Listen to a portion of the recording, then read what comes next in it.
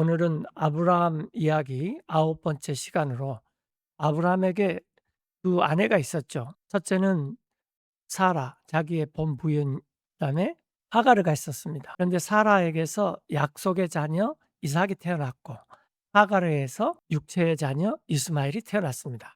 이것은 우리가 지난 시간에 쭉 공부했듯이 아브라함의 아내 사라가 아이를 낳지 못했어요. 그래서 자기의 몸종인 하가르를 아브라함의 아내로 맞아들이게 했고, 그리고 하갈을 통해서 사라가 자기의 자녀를 가지려고 했는데 그렇게 되지를 않았습니다. 그리고 하가르가 낳은 이스마엘이 13 살이 됐을 때 하나님께서 이제 아브라함의 원래 부인인 사라에게 내년 이맘때에 아들을 주겠다 약속을 해서 이삭이 태어났어요. 이삭은 약속의 자녀이고 이스마엘은 육체의 자녀입니다. 이것을 가지고 갈라디아서 4 장을 중심으로 성경을 살펴보겠습니다. 갈라디아서 4 장에 나와 있는 대로 여기서 지금 나는 사도 바울입니다. 사도 바울이 갈라디아 교회에게 보내는 편지죠. 나에게 말하시오. 바라는 여러분, 법 아래 있기를, 즉 모세의 법 아래 있기를 바라는 여러분들은 이 법에 대해서 듣지 못했습니까? 기록되어 있듯이 이 법 이야기를 하면서 사도 바울이 아브라함의 두 아들 사라에서 태어난 이삭, 하갈에서 태어난 이스마엘의 얘기를 합니다. 아브라함에게 두 아들이 있었는데 한 아들은 공된 여자에서 태어났고 이게 이스마엘이죠. 이스마엘은 오늘날 아랍족의 시조가 됐어요. 다른 이는 자유한 여자 사라입니다. 사라에게서 태어난 이삭이고 이스라엘의 시조가 된 거죠. 그러나 그 사람, 동된 여자에게서 태어난 그 사람은 육을 따라 태어났습니다. 다시 말하면 아브라함이 하나님께 약속을 받았을 때 아브라함의 내 씨에서 아들이 태어나겠다. 그랬는데 사라하고 사이에 아들이 태어나지 않으니까 사라가 자기의 몸종인 하가르를 아브라함의 아내로 맞아들여서 아브라함과 하가르 사이에서 아이가 태어나는데 이게 이스마엘이죠. 근데 이 이스마엘은 노력에 의해서 체에 따라 태어난 아이일 뿐이다. 육을 따라 태어났습니다. 이스마엘은. 그러나 그 사람 이삭이죠. 자유한 여자에게서 태어난 그 사람은 약속에 의해서 태어났습니다. 이것은 하나의 알레고리입니다. 알레고리라는 말은 우리말로 풍이로 번역이 되지만 좀 어려운 말이에요. 풍이란 말이 잘 안 쓰는 말이고 알레고리는 비유적으로 쓰이긴 하지만 그 역할이 그 성격이 항상 고정되어 있다 그 말이에요. 예를 들면은 바다다. 그러면 바다가 어떨 때는 넓은 의미로도 쓰이고 비유로 쓰일 때 바다다. 그러면 또 환한 폭풍우가 파도가 휘몰아치는 그런 예측할 수 없는 그런 상황으로도 쓰이고 여러 가지 의미로 쓰일 수가 있어요. 그러나 알레고리는 하갈 그러면 육체의 노력으로 태어난 육체의 아들인 이스마엘을 낳은 사람, 사라 하나님의 약속을 받아서 자유를 가지고 약속의 아들 이삭을 태어난 여자. 이렇게 그 역할이 항상 비유적으로 정해져 있다는 것입니다. 이걸 알레고리라 그러죠. 이것들은 하나의 알레고리인데 이 두 여자들은 두 개의 계약입니다. 한 여자는 신의 산에서 비록됐는데 이 여자는 낳았는데 육체의 속박이 이르는 그런 육체의 자녀를 낳고 하가르죠. 이 하가르는 오늘날 AD 60년 경에 있을 당시에 아라비아에 있는 신의 산이며 시나이 반도에 있는 신의 산을 말하는 거예요. 지금 있는 것은 이게 약 AD 60년 경이니까 지금 있는 예루살렘에 해당합니다. 지금 있는 예루살렘은 소돔과 고모라예요. 영적으로는 이집트 같은 성지가 더 이상 아니죠. 예수님을 죽인 곳, 하나님을 십자가에 처형 박힌 곳, 어마무시한 영적으로 타락된 곳이죠. 그런 것이 하가르다. 지금 있는 예루살렘으로 해당하는 곳으로 속박 가운데 있습니다. 자기 자녀들과 더불어 법에 얽매여 있고 노예가 되고 거기서 자유함이 없이 머무른 상태에 있는 것이 바로 하가르다. 그러나 지금 땅에 있는 예루살렘 말고 위에 있는 예루살렘은 자유로운 곳인데 그것은 우리 모두의 어머니입니다. 어머니라는 것은 자녀들을 낳은 거죠. 우리의 호적, 우리의 어머니는 하늘에 있는 예루살렘이라는 것입니다. 아브라함과 사라와 이삭, 야곱 3 대가 이 땅에서 나그네로 순례자로 살면서 하늘에 있는 본향을 가렸는데, 그 하늘에 있는 본향이 바로 예루살렘이고, 계시록 21 장에서 나오는 그 새 하늘과 새 땅에 예루살렘이 하늘에서부터 이 땅으로 임하게 되는 것입니다. 우리의 본향, 우리가 영원히 사는 곳, 우리가 바라는 도시, 하늘에 있는 예루살렘입니다. 우리 모두의 어머니입니다. 위에 있는 예루살렘은 기록되어 있기를 기뻐하라. 아이를 임신하지 못한 여자여, 소리 지르고 외쳐라. 그대 산고를 겪어보지 못한 여자여. 아이를 베어서 아이가 출산되면은 여자들이 굉장히 고통스럽기 때문에 소리도 지르고 또 외치기도 하고 이런 산고를 겪는데, 출산의 기쁨 전에 있는 동이죠. 임신을 하지 못하면은 이런 것조차도 전혀 겪어보지를 못하는 그런 여자다 할지라도, 이 여자가 성녀였던 사라였다. 이는 아이를 낳지 못한 여자가 더 많은 아이가 있기 때문입니다. 남편이 있는 그 여자보다도.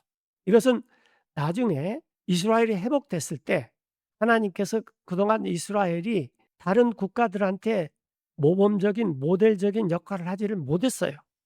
그런데 천년왕국 들어가서 이 이스라엘이라는 국가가 하나님을 섬기면서 하나님이 남편 같고 이스라엘이 아내 같은 역할을 하면서 이 땅에 있는 모든 나라들에게 모델 국가의 역할을 하게 됩니다.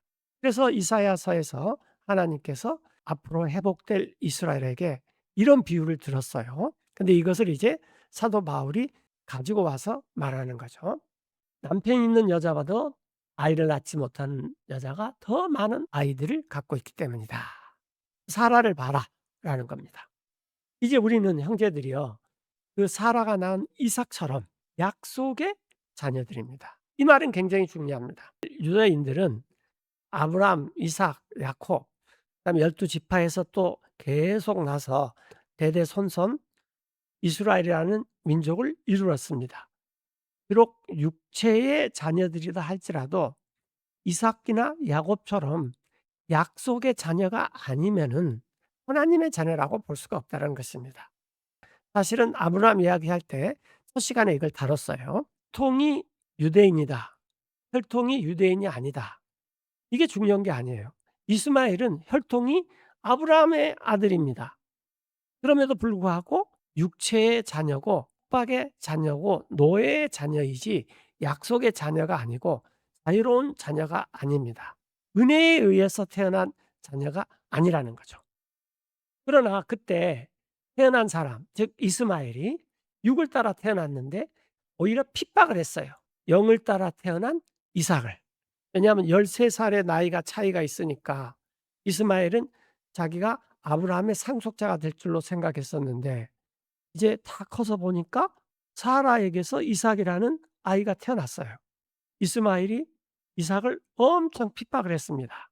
그러자 사라가 이스마엘과 하가르를 내어 쫓기를 결정을 하고, 아브라함이 고민하고 있을 때 하나님께서 사라의 말을 들어라.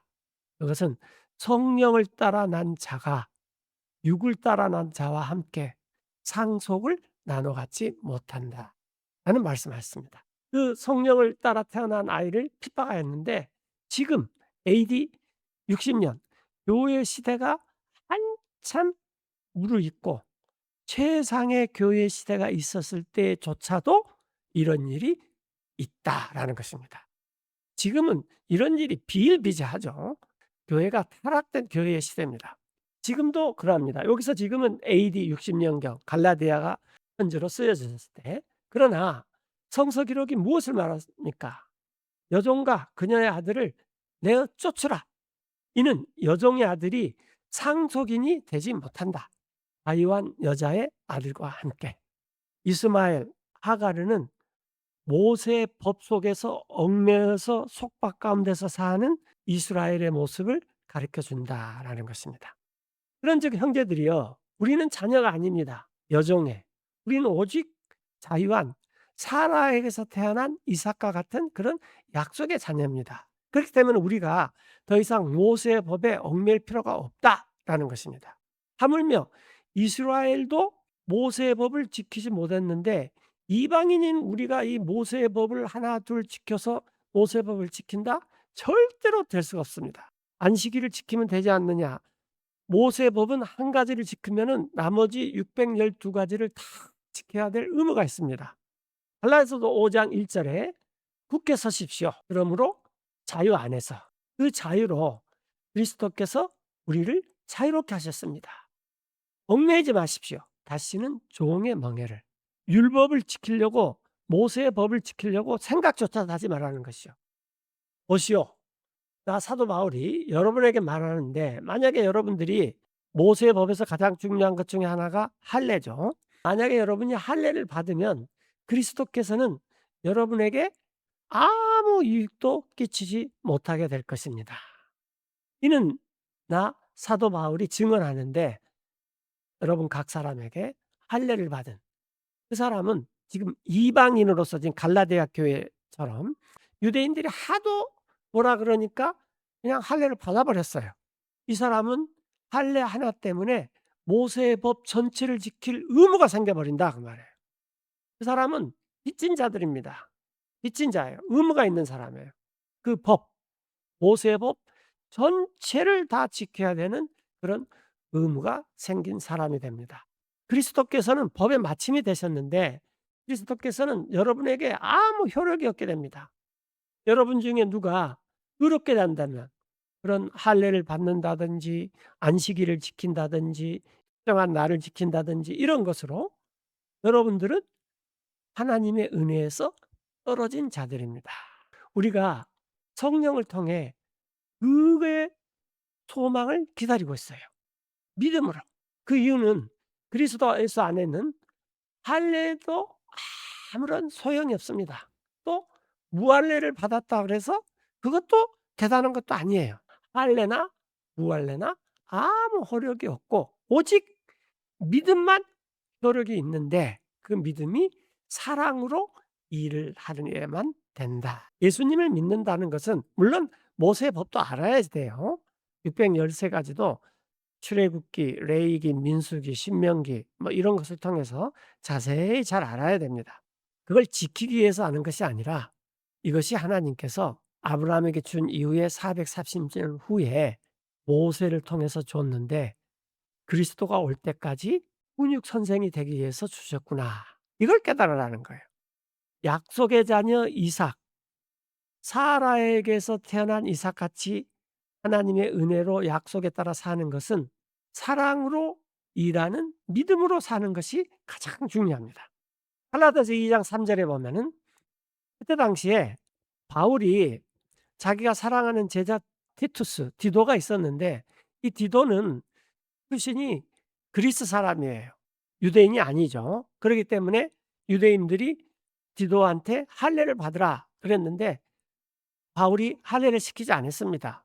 의도가 뭐였냐면은 유대인이 바울을 통해서 디도한테 할례를 시키면은 유대인들이 이제 모세법 613 가지를 다 지킬 그런 대로 얽매여 들어간다는 거죠. 속박이고 노예 상태로 얽매여 들어간다는 것입니다. 디도 또한 그는 나와 함께한 동역자였는데 비록 그리스인이었지만 유대인이 아니었다는 거죠. 억지로 할례받게 하지 않았어요. 이것은 거짓 형제들 때문입니다.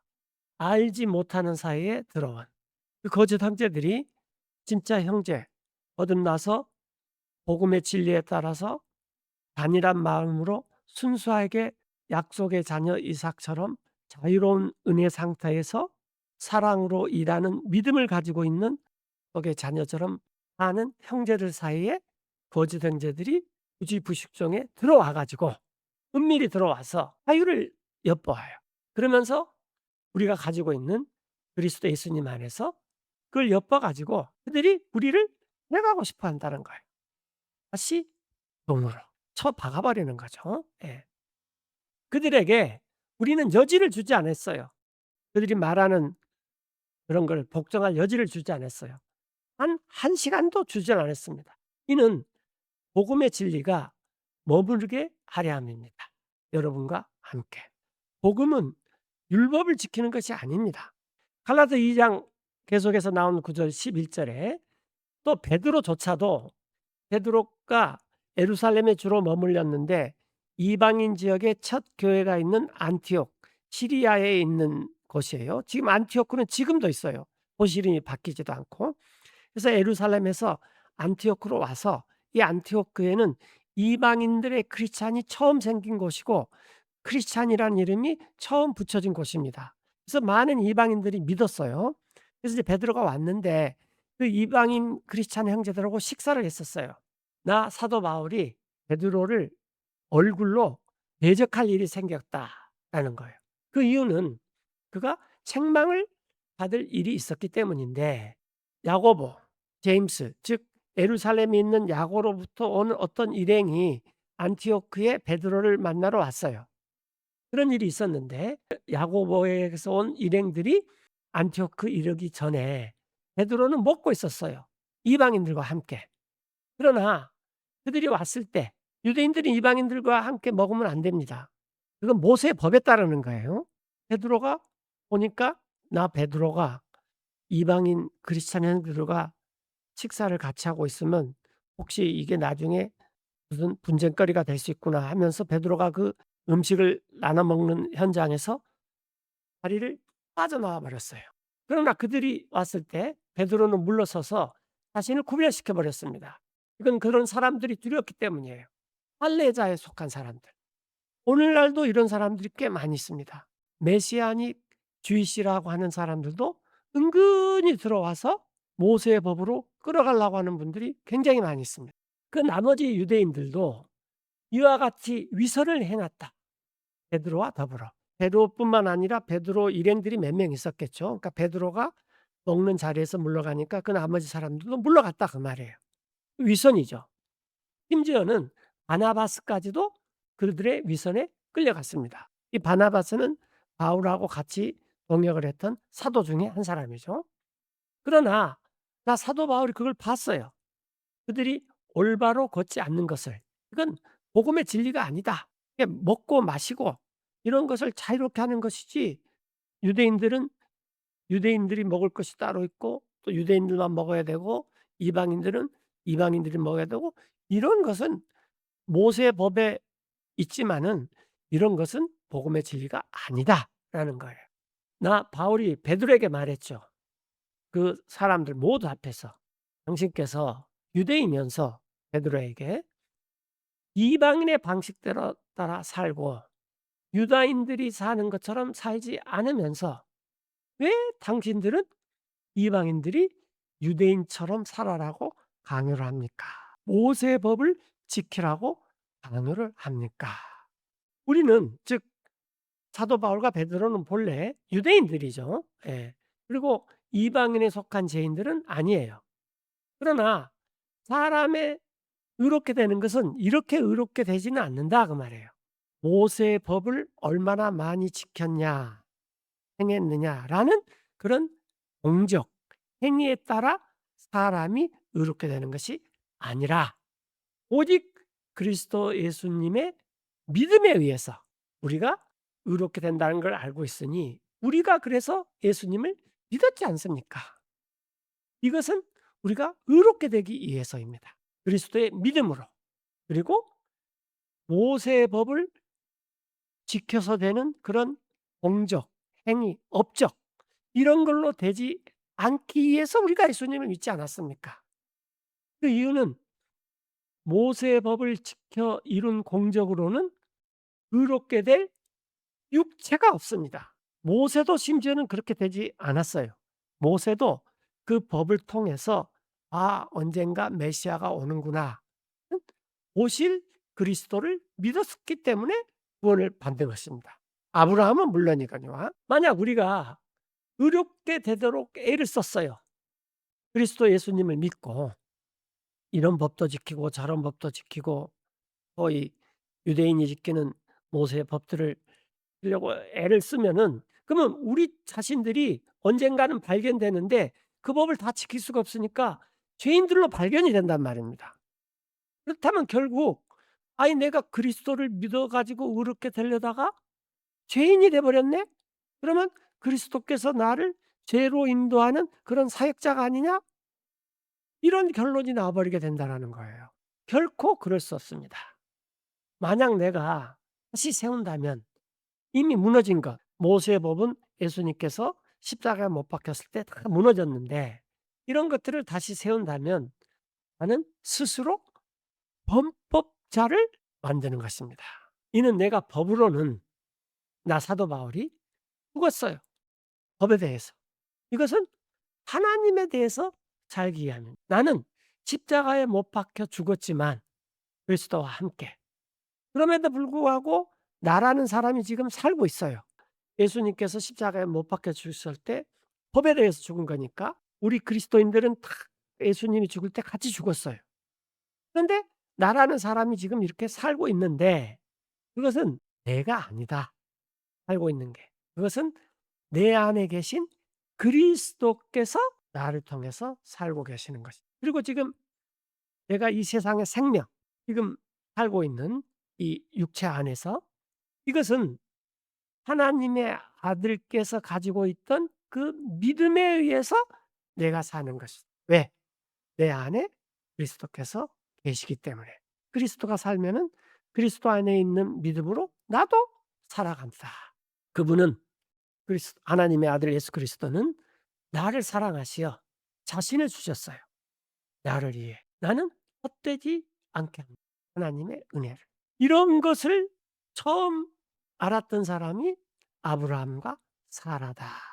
자기들이 육체의 노력으로 아무리 아들을 낳으려고 해 봐도 하나님의 약속을 이루려고 해 봐도 그건 되지 않아요.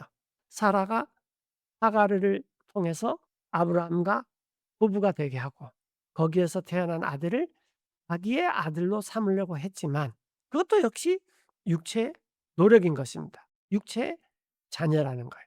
그러나 이삭이 아브라함이 99살 때 사라가 90살 때 이 약속을 듣고 아브라함이 100살 때 사라가 91살 때 약속의 자녀가 태어났어요. 근데 이건 정말로 웃기는 상황 가운데서 태어난 이야기죠.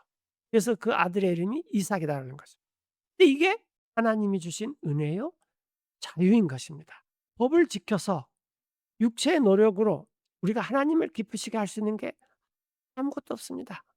믿음이라는 것은 하나님께서 약속하신 것에 대한 믿음이고 그것을 하나님의 방법으로 이루신다라는 것이 믿음이에요. 그걸 믿는 사람을 통해서 하나님께서 그 일을 이루시는 것입니다. 모든 것이 하나님에게서 나와서 하나님이 이루시고 하나님에게로 돌아가는 것입니다. 그래서 나는 하나님의 은혜를 헛되게 하지 않습니다. 만약 의로움이 법을 통해서 온다면 그리스도께서 죽으신 것은 헛된 것입니다. 이제 우리가 로마서 9장 6 절에 보면 그렇지 않습니다. 마치 하나님의 말씀이 아무 효력이 없는 것 같지만 그렇지 않습니다. 이중 부정은 강한 긍정이죠. 진짜로 하나님의 말씀은 효력이 있습니다. 그들이 이스라엘 사람들, 이스라엘은 야곱이 하나님과 싸워서 씨름을 해서 이겨서 그 이름을 줬죠. 백성을 다스리는 통치자라는. 그들이 이스라엘에서 태어난 그들이 다 이스라엘이 아니에요. 비록 야곱에게서 태어났다 하지만 이스라엘이라는 말이 나올 때 야곱의 이름인지 민족적인 이스라엘인지 북왕국 이스라엘인지 이걸 좀 구별해야 된다 그랬죠. 또한 그들이 아브라함의 씨이기 때문에 모두가 자녀가 되는 것이 아닙니다. 이스마엘도 아브라함의 씨예요. 아브라함이 사라가 죽은 다음에 한 아내를 맞아들여서 많은 자녀를 낳습니다. 그들도 아브라함의 씨지만 이들이 아브라함의 씨라고 해서 하나님의 자녀가 되는 게 아니라 약속의 자녀만 하나님의 자녀가 된다라는 거예요. 오직 이삭 안에서 그대 아브라함의 씨가 부름을 받으리라 하셨습니다. 다시 말하면 그들 육체의 자녀인 그들이 하나님의 자녀가 아니라 비록 오늘날 그 수많은 유태인들조차도 자동적으로 하나님의 자녀가 되는 게 아닙니다. 모태신앙이 있다고 하나님의 자녀가 되는 것이 아닙니다. 오직 약속의 자녀들이 여겨집니다. 씨로. 약속을 따라 태어난 자녀가 아브라함의 씨다라는 거죠. 이것은 바로 약속의 말씀인데 하나님께서 사라에게 "내년 이맘때쯤에 내가 다시 올 텐데 1년 뒤쯤에 그리고 사라에게 아들이 있을 것이다."